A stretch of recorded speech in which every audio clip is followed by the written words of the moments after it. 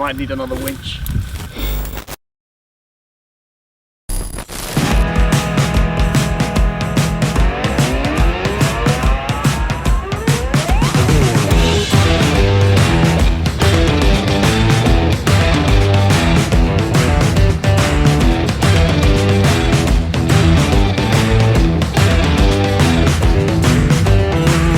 Hello guys, welcome back to Spec TV and welcome to the corner of a field that Nissa has decided to bring us to. Yes. The middle of nowhere next to some romantic wood. No, romantic's not the word I want to use. Next to a romantic wood sounds even worse. Let's cut that bit out. Hello guys, welcome back to Spec TV and welcome to the corner of a field that Nissa has decided to bring us to today. Today we're going to roam around to a few different locations and answer your questions that you asked us over on social media a little while ago, because today we are doing a Q&A because we are very close to hitting 10,000 subscribers on YouTube, and we've also just come back from LRO 2018, so we felt like it was an appropriate time to do so. So we're going to start out by answering a couple of questions here. Right, so we will start off with the first one, which isn't so much of a question, but a comment from Martin Peters, who says, "You guys rock." So thank you, Martin. We do. Yeah, we do. We don't know how to take that as a question, but yes, we do. And Sean Hickson says, "What BHP does the TD5 and the V8 produce?" TD5 should be around 180 following the Stage 2 remap, and the V8, Nissa? Between 150 and 180. It's a very broad range. Well, I beat you in this, so maybe it's less than that. Although, I do have those and that thing. You didn't have the tyres last time. Oh, that's right, I only had that You thing. only had the massive lump of weight on the front. Joey Wilkins, why are Freelanders so scarce in Denmark? I actually wouldn't say they are. No. I'd say out of all Land Rovers, they're quite common. Yeah, there are quite a lot of them actually around here. You I see mean, about Freelander every time you see a Defender as well. About the same ratio, I would say. Yeah, I would say Freelander's a bit more. Because they're the cheapest Land Rover, really, to run and to drive, and probably to tax in this country. Yeah, definitely. So they're probably one of the most common, but all Land Rovers here are rare. Yeah, no, I wouldn't say they're scarce. We haven't done much with them, or anything with them, to be honest. So, but no, not particularly scarce. This one is a long one. Stephen Bradley. I have a PSI tuning box on my 1999 Defender. When I brought it, this was already fitted.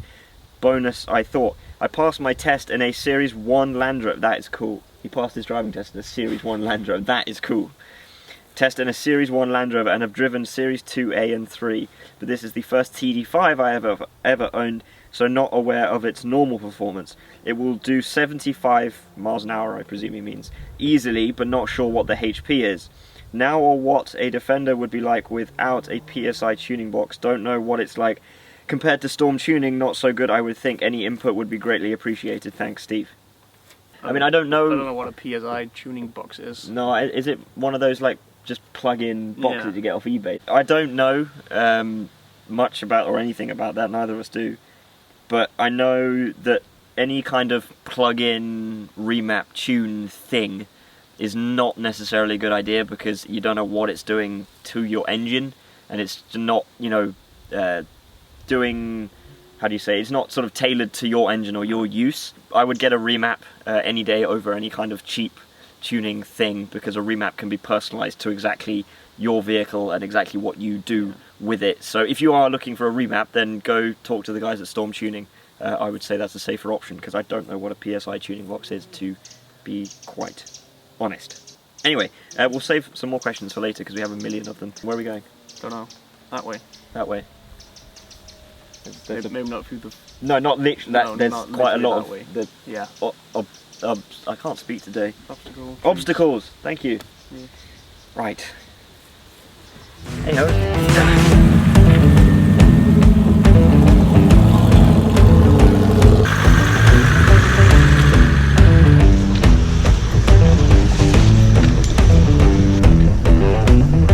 I have not been down here in a long time. Why would you come out to the forest and leave a... like... There's a body around here. Murder somewhere around here. There's a body around here somewhere. There's a shoe. This innocent Q&A could turn into like some kind of murder mystery where two guys go and get murdered in the forest by some serial killer. Is there a foot in there? Either someone's dead or there's someone walking around with one boot on. Maybe the only two options. Maybe he got some new boots. Maybe.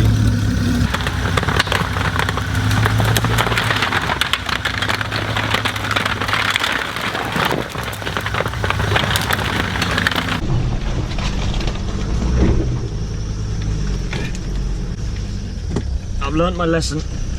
I'm gonna close the window this time. Aha! Pesky branches. You can't get me now. What is it with us and driving into overgrown places? Oh my god. Nils doesn't have a clue where he's going to. That, like, I'm literally driving over trees here. What? How does... That doesn't look like it should be drive-throughable. Oh my god.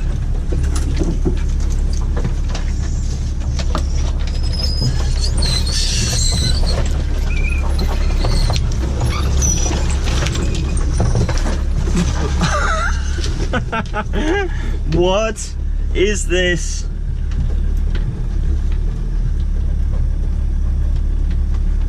Where's he brought us? You telling me how to reverse back through that? God, could you imagine doing this in a brand new Range Rover? Oh dear. That's gonna mess up my mirror.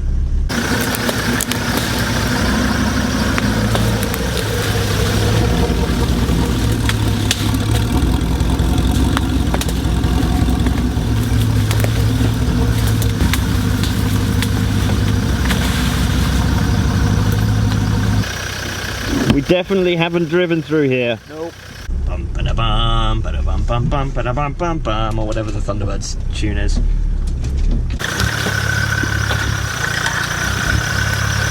Eat the trees. Nom nom nom nom nom. Oh! Oh, my wing mirror. Nom nom nom nom.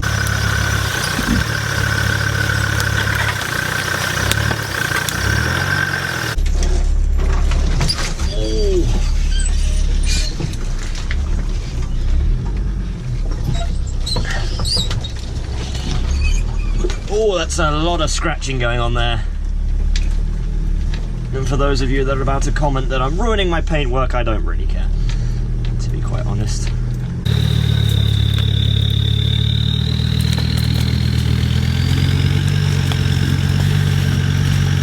So where are we going now? The Amazon, or? The actual way around. The actual way around, okay. Let's see how the actual way around goes.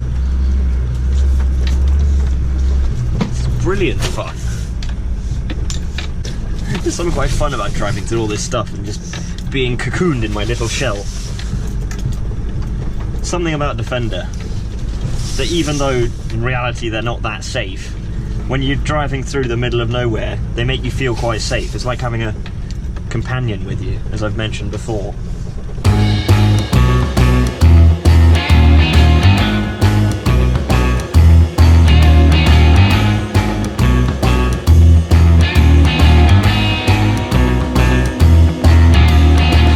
Right, so it's time for some more questions now that we've come out of that jungle that Nils just led us into and killed half of the trees in there. But we'll just glance over that for a second.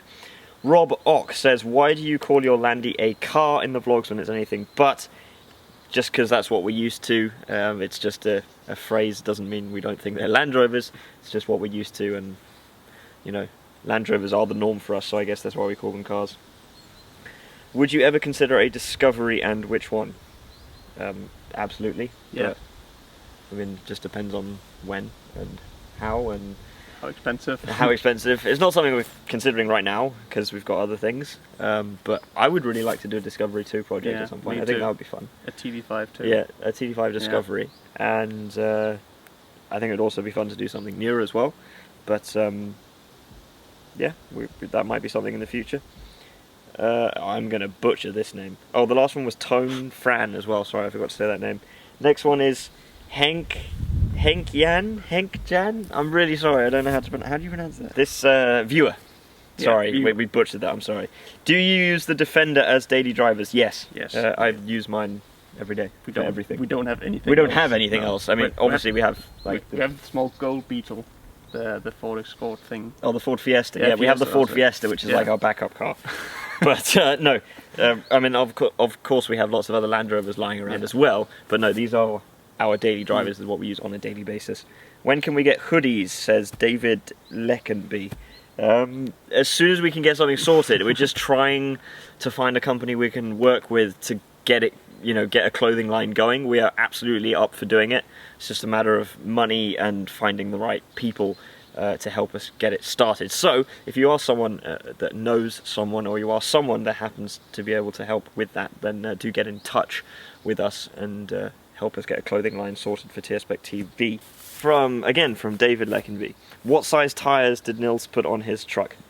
That was 35 times 12.5 something. Well, they're right there. You can. Yeah, Well, yeah, actually, they're covered in mud, so you can't really. They're 35 inches, and they are sitting on a 10-inch rim. You can also get them in 8-inch, but I decided to go the biggest I could, so I went 10-inch rims and 35. And they're really good, both on and off-road. They're not as loud as you'd think they should be compared to It's because you normal can't. ones. You can't hear them anyway over your V8 I engine. think that might be it, because of straight pipe there, but they're I quite would good. love to visit on mine and see what the difference is. Dylan Kenny asks, how do you guys know each other? We're cousins. We've known each other the whole of each other's lives, if that makes sense, because we are cousins. We always had, like in the summer holidays or something, we were always working on something. Yeah. Like, we always had like a little, Weird. we always had a little like weird project we were working on, whether that was like a little fortress or some kind of soapbox car, So, yeah, I remember that. or we've always had little things going on. And then when we were 15, 16 years old in 2011, we bought a GoPro and ended up doing TSPEC TV. We started making videos, which somehow ended in this thing we're doing now. Don't know how that happened, but that is the answer. We're cousins, so we've known each other forever, well, for as long as we've been around. That is all the questions we're going to do now. We'll go on to somewhere else. We've still got a ton of questions to go. So that one, that one, that one. All right. So we've still got quite a while to go. So where are we going next? That way, I think. There's a tree there. Yeah, on the road that way. It's still very, very vague because there's a lot in that direction. Yeah. I mean, Africa is in that direction. Let's go. Right, let's go. So of course when we go out and do these little trips around the forest, there's also an awesome opportunity for us to get some cool photos as well, because I'm also very passionate about photography, and although our content is primarily YouTube of course, and that's what we're known for, it's also great to have a lot of content for Instagram and also for promoting our videos. And for some reason this spot has some special connection with me or something, because it is autumn, which is my favourite time of year for taking pictures, but these trees here behind me, they always go yellow quite early on. And then pine forests I just love for taking pictures anyway. I don't know if it's because of the symmetry of all these rows of trees or because they have this kind of moody look about them, I don't quite know.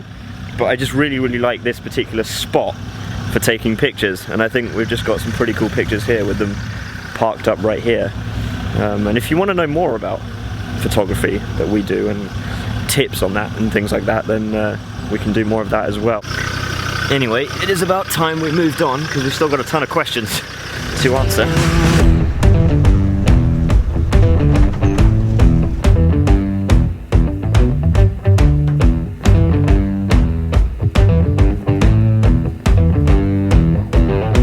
Let's have a few more questions. First, Jack Donaldson.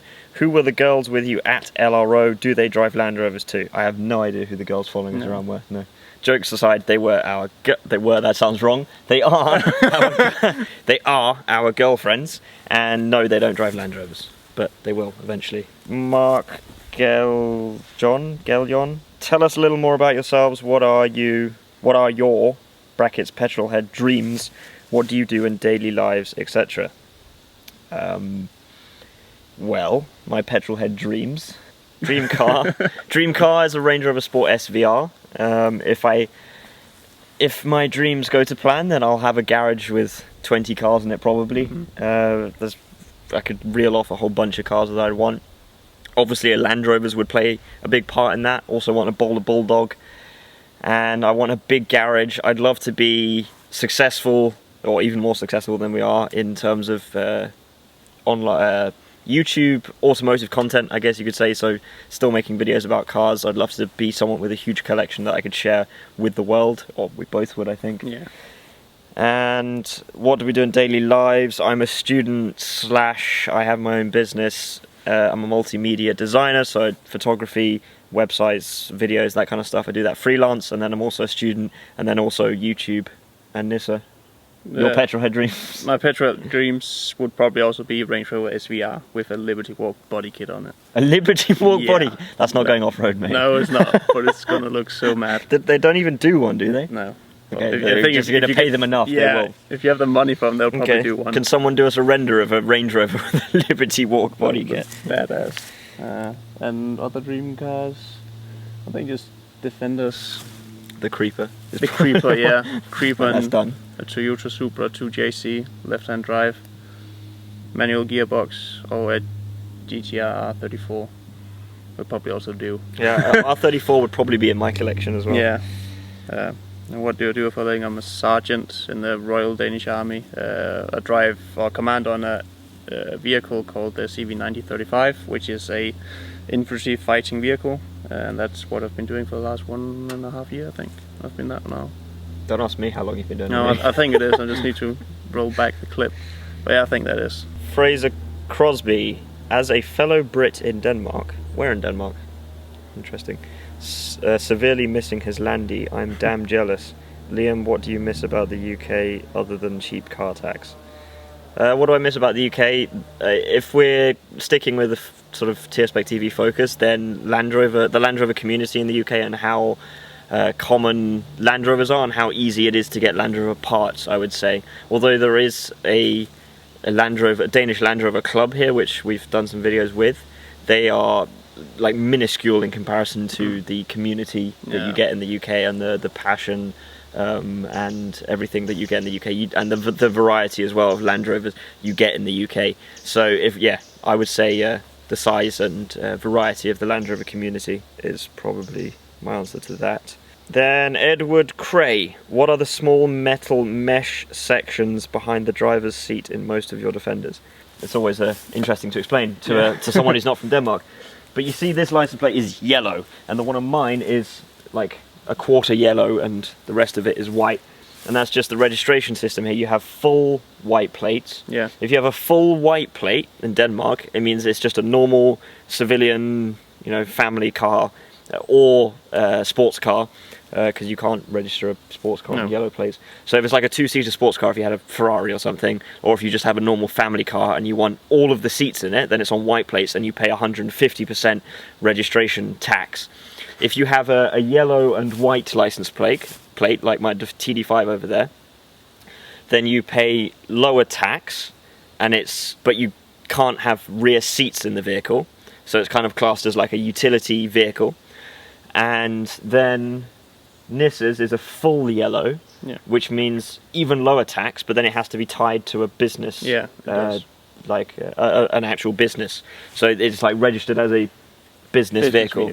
And again, that means no seats. And if you have one of those yellow, white or yellow license plate vehicles where you're not allowed to have any back seats, you have to, by law, have this kind of dog guard thing behind the driver's seat. It's not always a metal mesh thing. You can get plastic ones as well. There's lots of different styles, but often in Land Rovers you'll get these metal ones to protect, because you've got an open bit in the back, if you crash, things could come from the back and hit you in the head, so you got that bit, so at least the driver is safe if they're gonna crash or something's gonna happen. Yeah, exactly. That's the idea. It's just that if you have one of these vehicle registered in this way, you're likely to be someone who's carrying stuff in the back, and then it's just as Nissa said, protection. So that's the idea behind it. And a lot of you have asked where you can buy them, and the answer is we have no idea, because they just come with them. These two, obviously we didn't buy them brand new, but they just come with them. And I don't know how it works if you buy a brand new car. No, if it comes I don't know who does it.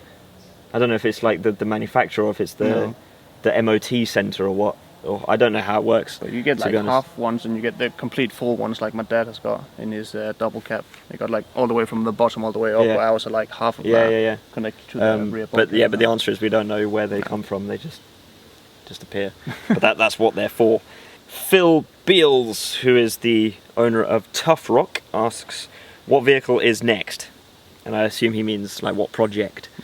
And I think that's like, at the moment, that's quite far away to think, because the creeper is the main focus, and that's taking all the time and money. So, a difficult one to answer, because it just depends what the situation is when we get to that point. But like we said before, would love to do Discovery 2, because there's a huge following for Discoveries out there in the Land Rover world, and it's not something we've ever touched on. I think either of us have ever driven a Disco 1 or a Disco 2. I've driven both. I've driven the old Camel one. Have you? Driven that, yeah. Okay. I haven't driven either. I've only driven Disco 3, 4 and 5. I haven't driven the 1 or 2. So that would be definitely something we'd be interested in doing as a Discovery 2. And then also, I'll add to that, I would like to do a 300 TDI project as well. I think that would be cool, because again, that's not something we've ever done. So that could be Discovery or Defender, but a 300 TDI engined Land Rover would be a fun thing to do. And then also old Range Rovers would be a really fun thing to do. We've got Project Bob, but that's...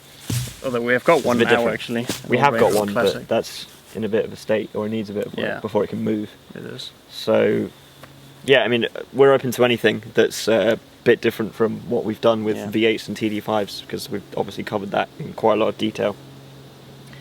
And I think we will leave it there. We'll go to probably one more location and finish off the last questions.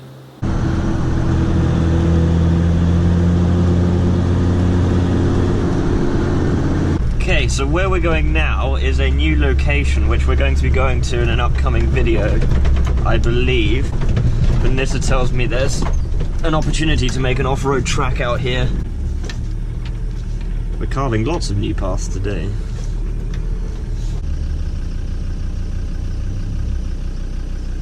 And he's stuck, isn't he?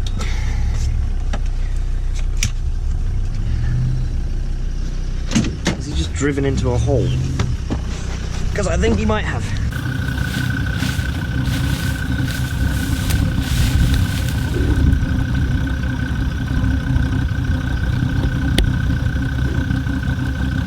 A bit steeper than I expected. Yeah, you don't say.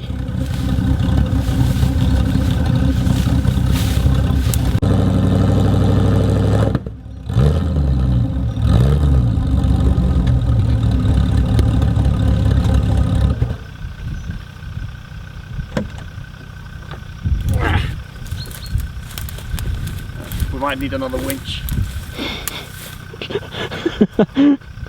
At least for once it's not me that's got stuck. But yeah, let's see how this goes. There's another hole there. Status update. Nis is still in a hole. I'm going to try and pull him up backwards so we can access the winch, and then I can go round and winch him up. Or he can use the winch on me to get out. But ideally, it'd be nice if I can just pull them up this way, but I'm not convinced it's going to happen. Because this is quite steep behind me. All I can see is sky in my rear view mirror. That gives you an idea of how steep this is.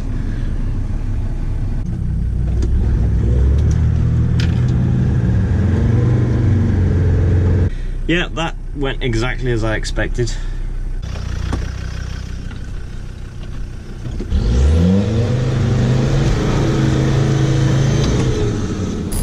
So while we wait for rescue, we'll answer the final questions. You would almost think we've done this on purpose, but we really haven't. Things normally do go wrong, and now there's two defenders stuck in a hole. So at least we have something to do. We have. I live in London, have a spot to store a 90, but have never touched an engine before. Is it possible to get a Haynes manual and restore/keep running a 90 with no experience? Says Harry Stockman on Instagram. I think it's very much dependent on what kind of defender. Yeah, and what kind of knowledge he has. Well, he says he's never touched an engine before. Yeah, exactly. So no experience. If you've done anything else, or if you've done a complete other profession. If you're buying a 2015, Defender that's next to new, it's not going to need much work. No. But if you go and buy a 30-year-old 90, then it might need a lot more work. So that's really hard to say. I mean, it depends also how dependent you are on your vehicle. Because if you need to drive every single day, then or if it's like a weekend, you know, toy or something. Yeah. If it's a weekend toy, it doesn't matter if it breaks, because then you don't need it. But if you're using it every day as a daily driver, so I don't know. DeCosta _ Remco tire. I might have butchered that as well. Sorry. Tire sizes on TD5 265. Do you use spacers, dream tires, and wheels? Would you go bigger? 235 35 16-inch rim is your answer. No spacers. They're already right on the edge of the fender, so I can't legally go any wider. And would I go bigger? Possibly. Not currently thinking about it, but might do one day, or in another vehicle. Defenders Daily asks, dream 3-car garage, Nissa? Range Rover SVR, Liberty body kit, Reaper, and Toyota Supra. Okay, I'll go Range Rover Sport SVR as well, but not with a Liberty body kit on, and a Bowler Bulldog, and a Ferrari 812. Who's the better mechanic and who's the better driver out of you, the two of you? I'll be straight up, you're definitely the better mechanic. Yeah. Better driver? I actually don't know, because... No, I think we should go karting or something for a video, or we could go back to... We're waiting, we should go back to my place, which is not that far away, and we could just play on the Xbox and see who's the better driver. I don't know who's the better driver, but maybe we should make that a video at some point in the future. That was from Simon T, 1964. Rural Delinquent asks, would you ever consider getting a pickup or building a challenge truck? Definitely, just not something that's on our radar right now because of the creeper. And that was the last question, I believe. Yeah, that was all the questions. Ta-da. So thank you very much for all your questions. The video is not going to end here because we can't go anywhere. We're waiting for the fourth defender. Yes, we're waiting for another defender to come and get stuck, and eventually there'll just be a line of defenders up this hill until it's a long enough line that one of them's on the flat bit and that one can pull us all out. Yeah, that one gets grip. Yeah. So... Or we take the Unimog. Yeah, well, quite often in these situations, when it's happened in the past, we get stuck somewhere, then a defender comes and that's not good enough, so then someone comes back in a tractor or something. Yeah. So we end up being here for, you know, 3 or 4 weeks, basically. It's like that last time we did in the lightweight. Up on the, you know, the road down to the beach. Just Yeah, I remember that. When Morpher Time came and saved there was us. someone came in a Discovery 3, which wasn't good enough. Work. Then someone came in a Defender, didn't work. So then someone came in a tractor, and that pulled out the lightweight from the mud hole we were stuck in. I don't know how we got that far into the track. No, I don't know. It was really impressive. No, and a lightweight on pretty much road-ish. Yeah. Tires.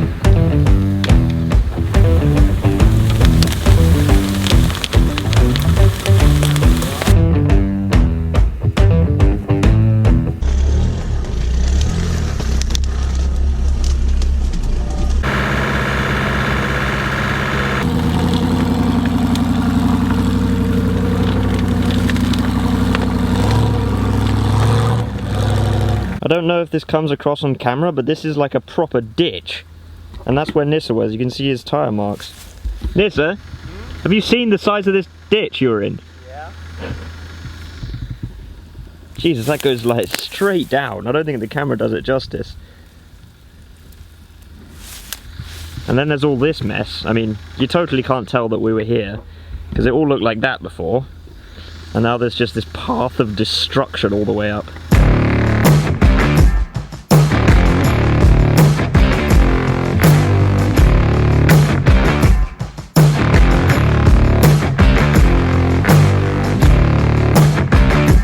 So I think that was an appropriate amount of chaos caused for one day. We cannot make these off-road videos without something going slightly wrong at the end.